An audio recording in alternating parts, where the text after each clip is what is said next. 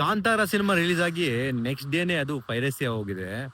ಇದಕ್ಕೆ ನೇರ ಕಾರಣ ಕೆಲವು ಸಿನಿಮಾ ಆಕ್ಟರ್‌ಗಳು, ಯೂಟ್ಯೂಬರ್‌ಗಳು ಬೆಟ್ಟಿಂಗ್ ಆಪ್‌ಗಳನ್ನ ಪ್ರಮೋಷನ್ ಮಾಡ್ತಾರಲ್ಲ, ಆ ಬೆಟ್ಟಿಂಗ್ ಆಪ್‌ಗಳೇ.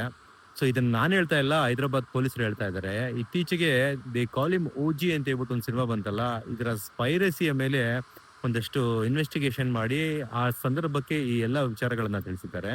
ಹಿಟ್ ಅನ್ನೋ ಒಂದು ಸಿನಿಮಾ ಬಂದಿರ್ತದೆ, ಆ ಹಿಟ್ ಪೈರಸಿ ಆಗುತ್ತೆ. ಆವಾಗಿನಿಂದ ಒಂದು ಇನ್ವೆಸ್ಟಿಗೇಷನ್ ಮಾಡಿ ದೇ ಕಾಲ್ ಹಿಮ್ ಓಜಿ ಸಿನಿಮಾಗೆ ಸೊ ಒಂದು ಪ್ರೆಸ್ ಮೀಟ್ ಮಾಡಿ ಈ ಯಾರೆಲ್ಲ ಇದ್ರಿಂದ ಇದ್ದಾರೆ ಬೆಟ್ಟಿಂಗ್ ಆ್ಯಪ್‌ಗಳು ಅದನ್ನೆಲ್ಲವನ್ನ ತಿಳಿಸಿದ್ದಾರೆ. ಅಂಡ್ ಮೇನ್ ಕಿಂಗ್ ಮಾಸ್ಟರ್ ಯಾರಿದ್ದಾನೆ ಅವನು ಇನ್ನೂ ಸಿಕ್ಕಿಲ್ಲ.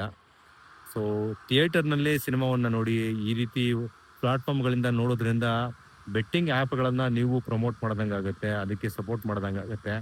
ಹಾಗಾಗಿ ಥಿಯೇಟರ್‌ಗಳಲ್ಲೇ ನೋಡಿ. ಅಂಡ್ ಸಿನಿಮಾದ ಲಿಂಕನ್ನ ಕೇಳಲಿಕ್ಕೆ ಹೋಗ್ಬೇಡಿ, ನಾನಂತೂ ಕೊಡೋದಿಲ್ಲ. ಬಿಕಾಸ್ ಸಿನಿಮಾ ಸ್ಪಾಯ್ಲ್ ಆಗುತ್ತೆ.